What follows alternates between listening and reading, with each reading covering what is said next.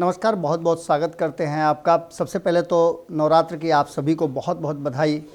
आज कन्या पूजन से लेकर के और कामों में आप व्यस्त होंगे, लेकिन चूंकि खबर इतना इम्पोर्टेंट है, इस खबर को आप तक पहुंचाना ज़रूरी था, इसलिए सारा सब कुछ छोड़ छाड़ करके जाना तो पूजा करने मुझे भी है, लेकिन आप लोगों तक ये पहुँचना और पहुँचाना बहुत ज़रूरी था। खबर है कि क्या नीतीश कुमार एक बार फिर से अपना एंगल चेंज कर लिए हैं। क्या वो समझ गए हैं कि अब जिस रास्ते वो चलना शुरू कर चुके हैं उस रास्ते से मंजिल तक पहुंचा जा सकता है। राजनीति में इन सब चीज़ों का कोई मायने नहीं रखता है, क्योंकि जिस दिन वोट होता है असल फैसला उसी दिन होता है और वो जनता करती है। जो काम आपके हाथ में नहीं है उस काम में आप इतना तो मान के चलिएगा कि आपका लॉस भी हो सकता है। खैर, इन सारी बातों को लेकर के लालू प्रसाद के जिस वोट बैंक के सहारे हम कई खबरें आपके सामने रख चुके हैं कि जिस वोट बैंक के सहारे नीतीश कुमार ने आने वाले 2024 के चुनाव की पूरी पटकथा लिखी है, उसका स्क्रिप्टिंग किया है, वो सब कुछ अब नज़र आने लगा है। लेकिन नीतीश के टेंशन का भी सबसे बड़ा कारण वही है।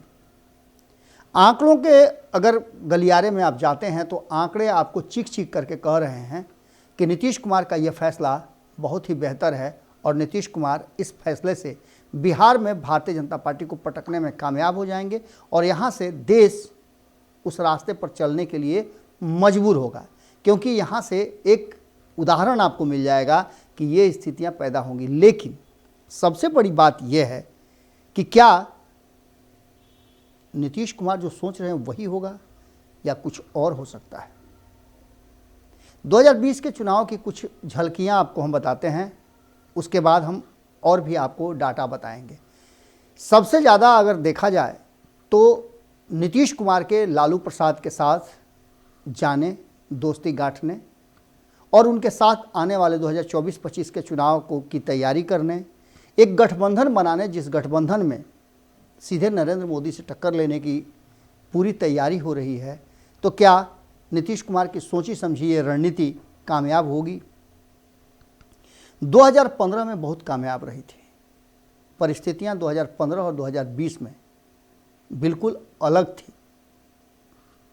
अलग इस मायने में थी कि 2015 में नीतीश कुमार लालू प्रसाद के साथ चुनाव लड़े थे और 2024 में भी वो लालू प्रसाद के साथ चुनाव लड़ना चाहते हैं। तब परिस्थिति क्या थी और अब परिस्थिति क्या है। तब परिस्थिति थी कि लालू प्रसाद के दोनों बेटों को राजनीति में प्रवेश कराना था, इंट्रोडक्टरी उनका चुनाव था और ये बातें तय थी कि नीतीश कुमार मुख्यमंत्री बनेंगे तो तेजस्वी यादव उप मुख्यमंत्री बनेंगे, और ये पहले से सब कुछ जानता था। लेकिन 2020 के चुनाव में ये बात नहीं थी। 2020 के चुनाव में सबको पता था, यहाँ तक कि सरेंडर कर दिया था कई लोगों ने। महागठबंधन से कई लोग बाहर हो गए थे, तेजस्वी यादव को मुख्यमंत्री बनाने के नाम पर कहिए या सीट शेयरिंग के मामले में कहिए, क्योंकि तेजस्वी यादव को ऐसा लग रहा था कि इस बार 20 के चुनाव में वो एनडीए गठबंधन को पूरी तरह से मात देंगे, और मात ही नहीं देंगे, सत्ता से बेदखल कर देंगे नीतीश कुमार और भारतीय जनता पार्टी को। प्रयास बहुत हुआ, लेकिन जिसको प्रयोगशाला कहा जाता है लालू प्रसाद के MY समीकरण का, उस प्रयोग स्थली ने सीधे तौर पे लालू प्रसाद को नकार दिया, जिसका फायदा सीधे तौर पे मिला नीतीश कुमार को। देखिए, नीतीश कुमार को फ़ायदा अगर लालू प्रसाद का नुकसान होता है, अगर भारतीय जनता पार्टी का नुकसान होता है, तो नीतीश कुमार का फ़ायदा होगा। दोनों आपस में लड़ करके अगर 100 रुपया है और 40-40 रुपया बांट लेंगे, तो ऐसी स्थिति में नीतीश कुमार को घाटा होगा। लेकिन उसका बंदर बांट यदि हो जाता है उस 100 रुपये का, तो नीतीश कुमार को फ़ायदा होगा। अब 40-40 भी आंकड़े अगर रहते हैं तो 41 किधर होगा, उसके लिए नीतीश कुमार की ज़रूरत पड़ेगी, और नीतीश कुमार उसी रणनीति के तहत काम भी करते हैं। 2020 के चुनाव में बहुत कुछ हुआ, लेकिन सीमांचल ने कहीं ना कहीं तेजस्वी यादव को बड़ा धोखा दे दिया। एक तरफ जहां हम आपको बता रहे हैं कि सीमांचल में 4 लोकसभा की सीटें हैं और 24 विधानसभा की सीटें हैं। यहाँ क्लीन स्वीप हमेशा होती रही है और अधिकांश सीटों पे जीत दर्ज करते रहे हैं MY समीकरण वाले, यानी कि लालू प्रसाद की टीम। लेकिन इस बार 12 सीटों पे एनडीए ने कब्जा किया ये साफ बता रहा था कि लॉस हुआ है। वहीं 5 सीटों पे AIMIM ने कब्जा करके ये बता दिया कि नीतीश कुमार का वोट बैंक दरक भी सकता है और यहां आकर के नीतीश कुमार के लिए टेंशन का कारण बन जाता है। 2015, 2014, 2019 और 2020 ये आपके सामने 4 चुनाव पूरी तरह से खाका की तरह रखे हुए हैं। ये सारे इतिहास के पन्नों में सामने सामने दर्ज हैं। आपको पता है कि रिजल्ट क्या हुआ, आपको ये भी पता है कि वोट किसे कितना मिले। लेकिन इन सारी बातों को लेकर के जो 2019 की तस्वीर थी उसके बनिस्बत 2024 की तस्वीर बदलने वाली है। 2014 के चुनाव से यदि आप तुलना करते हैं 2024 का, तब भी तस्वीरें बदली हुई है। 2014 में हम कई बार बता चुके हैं कि नरेंद्र मोदी को ये देश आजमाना चाहता था वास्तव में विकास कैसे होता है, विकास का कौन सा खाका खींचते हैं। इसके लिए नरेंद्र मोदी को एक बार इस देश ने चुना। खास करके युवाओं ने जो नरेंद्र मोदी ने वादा किया था 2 करोड़ प्रति वर्ष नौकरी का, उसके आधार पर चुना था। गरीबों ने इसलिए चुना था कि उन्होंने कहा था कि काला धन ले करके आएंगे। आज भी वो सारे सवाल यथास्थिति कायम है। लेकिन उसके बाद आप कहिएगा कि 2019 में 5 सालों में नरेंद्र मोदी ने वो कुछ भी नहीं किया जो वादा किया था। फिर 2019 में आखिर उनको इतना अधिक वोट क्यों मिला, तो उसके कारण अलग हैं। हर चुनाव अपने अपने मकसद, अपने कारण और अलग एजेंडे पर लड़े जाते हैं। 2019 का चुनाव राष्ट्रभक्ति के नाम पर लड़ा गया था और यहाँ भी वोट दरका था। यहाँ वोट दरकने का कारण था कि नीतीश कुमार 2014 में अलग अलग चुनाव लड़े थे, लालू प्रसाद अलग लड़े थे। 2019 में लालू प्रसाद तो चुनाव लड़े ही थे, लेकिन नीतीश कुमार जाकर के बैठ गए थे भारतीय जनता पार्टी वाले पलड़े में। इसका परिणाम आपको पता है कि शून्य पर बोल्ड हो गया राष्ट्रीय जनता दल, जो MY समीकरण का बड़ा गढ़ कहा जाता है। यहाँ भी वोट बैंक दरक गया। सीमांचल के कई क्षेत्र हैं जहाँ 24 जो विधानसभा है और 4 लोकसभा है, वहाँ निर्णायक भूमिका में मुस्लिम मतदाता हैं। लेकिन क्या उस मुस्लिम मतदाता का वोट लालू प्रसाद के लिए ट्रांसफ़र होगा? अगर मुस्लिम मतदाता का वोट लालू प्रसाद के लिए ट्रांसफ़र हो भी गया, तो क्या यादवों का वोट नीतीश कुमार के लिए ट्रांसफ़र होगा? ये बड़ा सवाल है। नीतीश कुमार लालू प्रसाद के साथ हैं। अल्पसंख्यक समाज का, मुस्लिम समाज का वोट यदि दावेदारी है लालू प्रसाद की, तेजस्वी यादव की, तो ये तो हम मान सकते हैं कि नीतीश कुमार जब इस पाले में हैं तो वोट देने में उन्हें कोई दिक्कत नहीं होगी। लेकिन क्या वो यादव देंगे जो इंतज़ार कर रहे हैं? हम कई बार आपको बता चुके हैं। यहाँ आकर के नीतीश कुमार को टेंशन बढ़ना है और टेंशन बढ़ता भी है। लेकिन नीतीश कुमार जो पिछले 2 दिन से 48 घंटे से कर रहे हैं वो क्या है? ये वही वो है फंडा जो हम आज से 4 दिन पहले आपको खबरों में बताए थे कि सबसे बड़ी बात यह है कि क्या नीतीश कुमार के तरफ MY समीकरण का वोट ट्रांसफ़र होगा? अगर होता है तो नीतीश कुमार की बल्ले बल्ले है, अगर नहीं होता है तो नीतीश कुमार बुरी तरह फंस जाएंगे। और इसके पीछे का जो कारण था वो भी हमने बताया था कि अल्पसंख्यक समाज को नीतीश कुमार से इस बात का डर है कि वो भारतीय जनता पार्टी की तरफ फिर से मत चले जाएं, और लालू प्रसाद को इस बात का डर है कि नीतीश कुमार एक बार फिर से पलट न जाए। इसके अलावे लालू प्रसाद के समर्थकों का मानना यह है कि नीतीश कुमार अब तक वादा करके तेजस्वी यादव को मुख्यमंत्री की कुर्सी नहीं दिए, तो ऐसी स्थिति में क्या नीतीश कुमार पर भरोसा किया जा सकता है?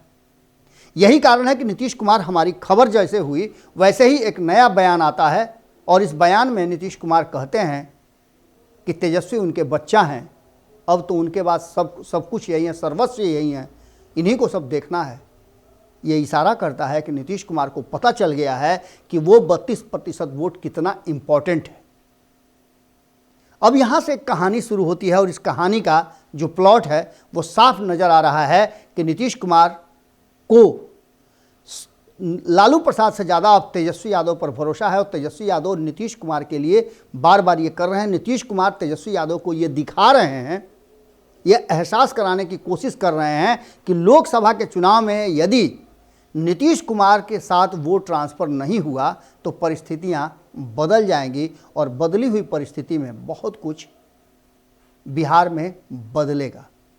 यानी कि सीधी तौर पे आप देख लें तो जो नज़र आ रहा है उसमें 60 लाख जो वोटर हैं वो लोकसभा के 4 सीटों सीमांचल से फैसला करेंगे और इस फैसले के साथ बिहार के बाकी के जो 36 सीट हैं उन पर भी असर पड़ेगा, क्योंकि आपको पता है कि ये वोट कहाँ जा रहा है। 2019 में भारतीय जनता पार्टी 80% बनाम 20% कराने में सफल नजर आई और यही कारण था कि क्लीन स्वीप किया 300 से ज़्यादा सीट लेकर के आई।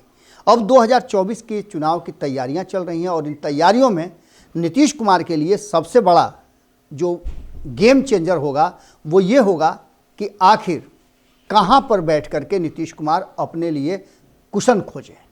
तो वो तभी संभव है जब भारतीय जनता पार्टी की तरफ नहीं जा रहे हों और नीतीश कुमार यदि इस खेमे में बैठे हुए हों जिसमें लालू प्रसाद का MY समीकरण है, तो इस समीकरण को उनके तरफ शिफ्ट होना चाहिए और नीतीश कुमार इसके प्रयास में लग चुके हैं। नीतीश कुमार का तेजस्वी यादव को अपना सर्वस्व बताना उसी कड़ी का एक हिस्सा है, जहां उनको पता है कि अगर वो सर्वस्व दे देंगे तो 2024 में रिजल्ट उनके फेवर में जाएगा और उसके बाद बिहार का क्या होता है, कौन मुख्यमंत्री बनता है, कौन नहीं बनता है, ये तो आने वाला वक्त बताएगा। लेकिन 2024 में हर हाल में नीतीश कुमार उस वोट को ट्रांसफ़र कराने का हर वो फंडा, हर वो तरीका, हर वो काम करेंगे। यही कारण है कि नीतीश कुमार ने दोनों हाथ उठा के सरेंडर कर दिया है, जबकि ये जानते थे कि अगर ऐसा वो कहते हैं तो उनकी पार्टी में बड़ा टूट होगा, क्योंकि एक बार ऐसा हो चुका है। हमने आपको खबरों में बताया भी था कि किस तरह से ये जब बात सामने आई, नीतीश कुमार के मुंह से निकला कि अब तुम इन्हीं लोगों को देखना है। उस समय भी ऐसे ही तेजस्वी यादव के कंधा पर हाथ दिए थे, उनके तरफ इशारा किए थे, तो उपेंद्र कुशवाहा नाराज हो गए थे। एक बार फिर से नीतीश कुमार ने वही किया है और इस बार कोई नाराज़गी अब तक नहीं दिखी है। तो इसका मायने यही समझा जाए कि अंदर खाने में नीतीश कुमार जो लंबे समय से मीटिंग्स कर रहे थे, उसका सबसे बड़ा कारण ये है कि अपनी टीम के लोगों को समझा चुके हैं कि भैया किसी भी तरह से 2024 निकाल लिया जाए, क्योंकि 32% वोट आपको फ्री में मिल रहा है। उसका सदुपयोग करके भारतीय जनता पार्टी को उस जगह लाके खड़ा कर दिया जाए कि फिर से एक बार आगे बढ़ करके हाथ बढ़ा करके रेड कारपेट बिछा करके नीतीश कुमार का इस्तकबाल करें। क्या होगा ये तो आने वाला वक्त बताएगा, लेकिन खेल समझिए में जो हमारी समझ में आई, जो हमें नज़र आ रहा है अब तक का क्रोनोलॉजी, वो साफ बता रहा है कि नीतीश कुमार वक्त के हिसाब से अपनी स्ट्रेटजी बनाते हैं और कभी भी हारने के लिए वो चुनाव नहीं लड़ते हैं। 2013 में जब अलग हुए थे तो उनको पता था कि उनके लिए कौन सा रास्ता होगा। आए तो थे कि प्रधानमंत्री का उम्मीदवार उन्हें विपक्ष बना देगा, क्योंकि बड़ा त्याग करके आए थे। ऐसा संभव नहीं हुआ, तो 2015 में फिर से उन सारी चीज़ों को समेट करके मुख्यमंत्री बन गए।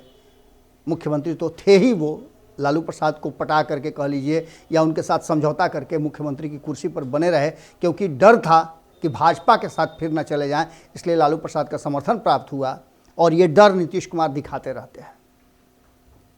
2017 में भी ऐसा ही डर दिखाया गया। नीतीश कुमार की सोची समझी स्ट्रेटजी थी कि लोकसभा चुनाव भारतीय जनता पार्टी से जीतना मुश्किल होगा, तो ऐसी स्थिति में चलिए उधर शिफ्ट हो जाते हैं, जिसका फ़ायदा मिला। और 2020 में भी नीतीश कुमार को ये पता था कि उनकी सीटें कम आएंगी, इसलिए उन्होंने पहले ही भारतीय जनता पार्टी से ये कबूल करा लिया, कबूलनामा पर दस्तखत करा लिया। अब ऐसी स्थिति में आपको पता है कि भारतीय जनता पार्टी जिस तरह से निकाह में बोला जाता है कबूल है, उसी तरह से भारतीय जनता पार्टी जैसे सीट शेयरिंग का समझौता होने को था, वैसे ही ये आकर के स्पष्ट कर दी कि मुख्यमंत्री यही होंगे। अब जबकि नीतीश कुमार को ये समझ में आ रहा था कि 2024 के चुनाव में भारतीय जनता पार्टी नीतीश कुमार के साथ कोई गेम कर सकती है, तो नीतीश कुमार ने फिर से रास्ता बदल दिया और 32% वोट के साथ वो खड़े नज़र आ रहे हैं। और उस वोट को अपने तरफ ट्रांसफ़र कराने के लिए उन्होंने एक बड़ी स्ट्रेटजी बनाई है, जिसमें अपने लोगों को समझाना, अपनी पार्टी के पदाधिकारियों को समझाना, और ये सारा सब कुछ समझा करके नीतीश कुमार अब तेजस्वी यादव के सर पे हाथ रख करके 2024 के चुनाव तक डेग डेग बढ़ते चले जाएंगे। इसका सीधा मतलब है कि तेजस्वी यादव को वो वोट जो है वो ट्रांसफ़र कराना होगा। ये नीतीश कुमार ने श्योर कर दिया है, इंश्योर कर दिया है। वरना तेजस्वी यादव जानते हैं कि नीतीश कुमार के लिए ऑप्शन खुले हैं। जुड़े रहिए भारत लाइव के साथ। खेल समझिए में हम आपसे यहीं विदा लेते हैं। एक बार फिर से नवरात्रि की आप सभी को बहुत बहुत बधाई। नमस्कार। अगर ये वीडियो पसंद आई और वह बिहार के राजनीति और बिहारियत से सरोकार रखेनी तो सब्सक्राइब बटन दबा के चैनल के सब्सक्राइब कर ली। ओजे एगो घंटी बा, ओकरा बटन दबा देला से कुल सटीक और मारक खबर रुआ मुफ्त में मिल जाई। अगर रुआ पत्रकारिता के हमनी के नया प्रयोग में सहयोग कर चाहतानी तो ज्वाइन बटन दबा दी। पेटीएम नंबर नोट कर ली 9386816700। धन्यवाद।